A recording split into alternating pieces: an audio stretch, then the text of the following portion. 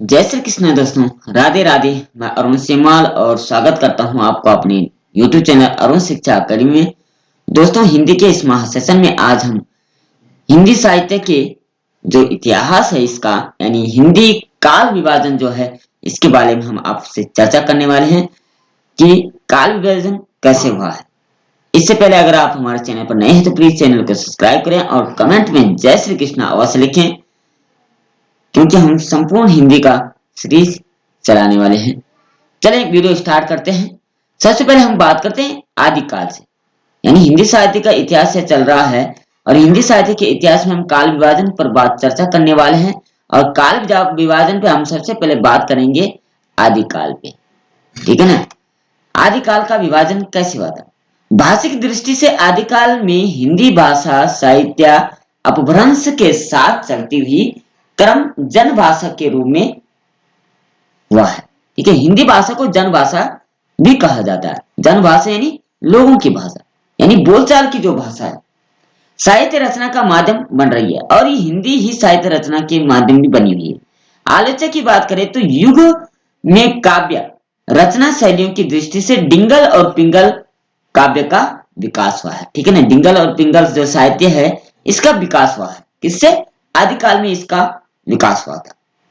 किसी भी काल के विभाजन से पूर्व यह जान लेना आवश्यक है कि कोई भी साहित्यिक विचारधारा अथवा आंदोलन किसी एक निश्चित तिथि से आरंभ नहीं होता है और ना ही समाप्त होता है, यानी निश्चित तिथि नहीं होती है।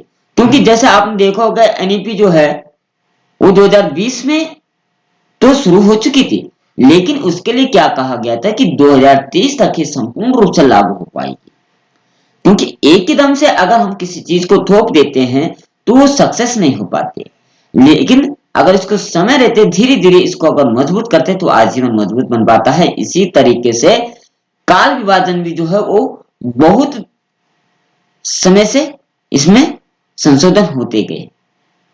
इसीलिए साहित्य ऐतिहासिक की दृष्टि से किसी भी काल के विभाजन का समय विषय सदैव विवादग्रस्त रहा और विवाद भी बहुत हुए। क्योंकि जैसे देखा होगा आपने कि जैसे कोरोना काल चला था तो उसमें भी लोगों ने कई सारे विवाद वाले बातें की थी। किसी ने कहा भी कि ठीक है लॉकडाउन लगना ठीक है, क्योंकि जो भी चीज पहले शुरू होती है लोग उस पर अपवाद अवश्य करते हैं और उस पर बातें बहुत जरूर उठती है, लेकिन बाद में उसका जब लोगों को लगता है कि हाँ नहीं ये कार्य अच्छा हुआ, तब उनको समझ आती है कि वास्तव में हम ही गलत थे। तो ठीक है, इसी तरह से काल विभाजन भी है, इसमें भी बहुत सारे औपचारिकताएं पूर्ण विवाद बहुत सारे हुए। अपने अपने शोध तथा अध्ययन विश्लेषण के आधार पर किसी एक काल को विद्वान अलग अलग रूप में तथा अलग अलग तिथियों बांधकर विवेचित करते। मतलब किसी ने भी जैसे जैसे जिसका ज्ञान था वैसे वैसे उन्होंने काल विभाजन करते गए और उसका समय निर्धारित करते गए। ठीक है, बात करते हैं आदिकाल के काल की। काल यानी समय। विभाजन विषय के मत वैभिन्न सर्वत्र देखा जा सकता है। George Grierson, Shivsingh Sengar, Chandradhar Sharma Guleri, doctor Hazari Prasad Dwivedi ji ने तथा राम कुमार वर्मा और राहुल सांकृत्यायन, जितने भी ये विद्वान हुए इनके मत से लगभग सभी लोग सहमत थे। क्योंकि काल विभाजन पे अनेकों लेखकों ने अनेकों बड़े बड़े जितने भी राइटर हुए हैं उन्होंने अपने जो है विचार दिए, लेकिन इन लोगों ने विशेष करके इन पर अमल किया और लोगों की समझ में भी आई। राव सांकृत्यायन ने सरहपाद को हिंदी का पहला कवि माना। किसने माना? कई बार प्रश्न आता है कि हिंदी का पहला कवि सरहपाद जो है इनको किसने माना? तो राव सांकृत्यायन ने।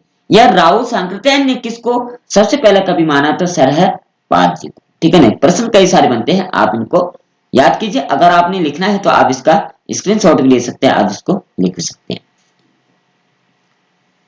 आदिकाल के आरंभ में सीमा 8वीं सदी, कितनी? 8वीं शताब्दी निश्चित हो जाती है, किंतु आचार्य शुक्ल, शुक्ल कौन से हैं? यानी आचार्य रामचंद्र शुक्ल जो है इन्होंने हिंदी साहित्य का आरंभ ईसा की 10वीं शताब्दी से माना। यानी 8वीं शताब्दी से जो आदिकाल है वो प्रारंभ हो जाता है, लेकिन आचार्य रामचंद्र शुक्ल ने इसको 10वीं शताब्दी से इसका आरंभ माना है।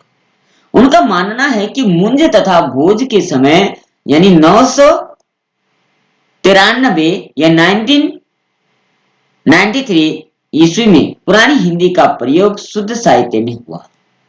ठीक है ना, पुरानी हिंदी का प्रयोग शुद्ध साहित्य में हुआ है। अब बात करें कि इनका विभाजन कैसे हुआ था। विभिन्न विद्वानों द्वारा आदिकाल का काल विभाजन इस प्रकार से किया गया। ठीक है ना, अभी हमने बात की कि अनेकों विद्वानों ने अनेकों मत दिए हैं, क्योंकि जब कोई चीज उठती है तो उसमें कई सारी बातें भी होती है, कुछ अपवाद भी होते हैं, कुछ उसको नई दिशा देने के लिए भी कुछ कार्य होते हैं। तो इसी तरीके से काल विभाजन में इन्होंने बहुत अहम भूमिका निभाई है। जॉर्ज ग्रियर्सन की बात करें तो विक्रमी संवत, ठीक है, जो चल रहा है आजकल चलता है, यानी इस समय जो है विक्रमी संवत 280 चल रहा है। विक्रमी संवत 700 से लेकर के 1300 ईस्वी तक जॉर्ज ग्रियर्सन ने इसको माना है। ठीक है ना, जॉर्ज ग्रियर्सन ने क्या माना है, विक्रमी संवत 700 से 1300 ईस्वी तक। प्रश्न बनता है कि 700 से 1300 ईस्वी तक किसने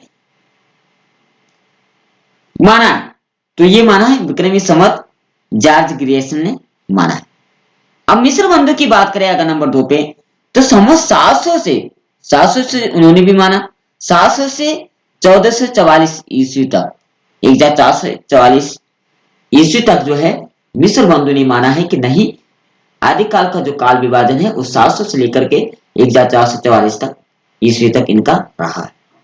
लेकिन तभी रामचंद्र शुक्ल, आचार्य रामचंद्र शुक्ल जो है वो मानते हैं कि संवत 1050 यानी 1050 से लेकर के 1375 तक इसका समय मानते हैं। और वहीं रामकुमार वर्मा जी जो है संवत 700 से लेकर के 1375 तक आदिकाल का समय मानते हैं। लेकिन हजारी प्रसाद द्विवेदी जी कहते हैं कि नहीं, इसका काल विभाजन जो है 1000 से 1400 ईस्वी तक हुआ। अगर आपने स्क्रीनशॉट लेना, आप स्क्रीनशॉट ले सकते हैं। नंबर 6 पे अगर बात करें तो राहुल सांकृत्यायन जी कहते हैं कि सरहपाद को हिंदी का प्रथम कवि मानते हैं, इसलिए आदिकाल का आरंभ 769 ईस्वी से निश्चित किया जाता है, क्योंकि इन्होंने ही सरहपाद को प्रथम कवि माना है। अगर बात करें 7वें नंबर पर नगेंद्र की बात करें तो 7वीं शती से लेकर के शताब्दी से लेकर के मध्य 14वीं शती तक इन्होंने माना। ठीक है, तो ये 7 लेखकों द्वारा हमने आपको बताया कि किसने क्या काल विभाजन माना है। कई बार प्रश्न पूछा जाता है कि आचार्य रामचंद्र शुक्ल जी ने आदिकाल का काल विभाजन कब से कब तक किया है, या राम कुमार वर्मा जी ने कब तक कब माना है, आचार्य हजारी प्रसाद द्विवेदी ने कब तक माना है, कब से कब तक राव सांकृत्यायन जी ने कब से कब तक माना है, या डॉक्टर नगेंद्र जी ने कब तक माना है। ठीक है, तो ये आप इनको याद कीजिए और इनको रख लीजिए, क्योंकि बार बार पूछे जाते हैं। अब बात करें आदिकाल विषय उपयुक्त काल, यानी निर्धारण से यह स्पष्ट होता है कि हर विद्वान एक मत नहीं है, यानी जिसका जैसा ज्ञान था उन्होंने, जैसा आप एनईपी की बात करते हैं तो अनेकों सारे नियम उसमें डाले गए। कई लोगों ने कहा कि नहीं ऐसा होना चाहिए, किसी ने कहा कि नहीं ऐसे होना चाहिए, क्योंकि संशोधन उसमें होता रहता है, इसलिए इसको काफी लंबा समय लगता है। एकदम से हम इसको नहीं ठाप देते हैं कि ये नियम बन गया अब इसको लागू करो। अगर लागू कर देंगे तो लोगों को समझ में नहीं आ पाएगा, इसलिए काल विभाजन भी जो है उसको काफी लंबे समय तक लिया गया, क्योंकि तभी जाकर के लोगों को समझ में आया और आज हिंदी साहित्य का इतिहास जो है वो निर्धारित हो पाया है। मुख्यतः 2 वर्ग, एक वर्ग विद्वानों का है जो राहुल सांकृत्यायन के मत को महत्वपूर्ण मानते, यानी राहुल सांकृत्यायन जी को मत को बहुत सारे मानते कि नहीं, सरहपाद को अगर आपने प्रथम कवि माना है तो आरंभ तिथि 769 से शुरू हो जाती है आदिकाल की। 7वीं शताब्दी से हिंदी साहित्य का आरंभ हुआ, 10वीं शताब्दी तक हिंदी साहित्य का आरंभ हुआ। इसी प्रकार विवाद अथवा मतव्यक्त भिन्न आलोच्य काल की अंतिम सीमा लेकर के कुछ विद्वान कहते हैं कि 1300 से 1350 है, आदिकाल की अंत सीमा मानते हैं, तो कुछ विद्वान 1350 से लेकर के 1400 तक मानते हैं। आलोचक काल की बात करें तो निर्धारण विषय मतभेद से संबंधित डॉक्टर पूरन चंद टंडन लिखते हैं कि वास्तव में 7वीं शताब्दी से 10वीं शताब्दी के कालखंड यानी समय में हिंदी साहित्य की पृष्ठभूमि के रूप में स्वीकार कर लिया गया है तो मतभेद समाप्त हो जाएगा। क्या कहा इन्होंने? कहा है, किसने कहा है? पूर्णचंद टंडन जी ने कहा कि अगर हम यह मानना तय कर दें कि 7वीं शताब्दी से लेकर के 10वीं शताब्दी तक अगर आदिकाल का हम काल मानते हैं तो इसका मतभेद समाप्त हो जाएगा, क्योंकि इस कालखंड में की रचनाएं अपभ्रंश में है और अपभ्रंश से ही हिंदी भाषा का जन्म। ठीक है ना, क्योंकि ऊपर बहुत सारे विवाद थे। विवाद ये थे कि किसी ने माना कि 700 ईस्वी से, किसी ने 1050 से, किसी ने 1010 से। लेकिन यहाँ क्या किया गया? यहाँ कहा गया कि अपभ्रंश जो है इसी कालखंड में शुरू हुआ। किस कालखंड में? 700 ईस्वी से लेकर के 10वीं ईस्वी तक।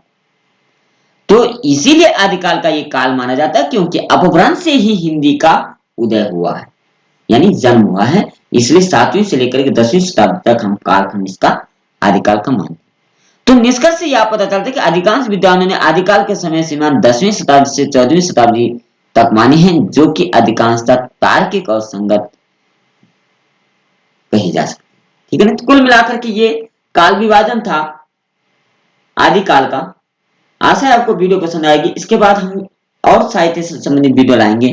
उसके लिए आपको चैनल सब्सक्राइब करना होगा, बेल आइकन प्रेस करना होगा, कमेंट में जय श्री कृष्णा लिखना होगा।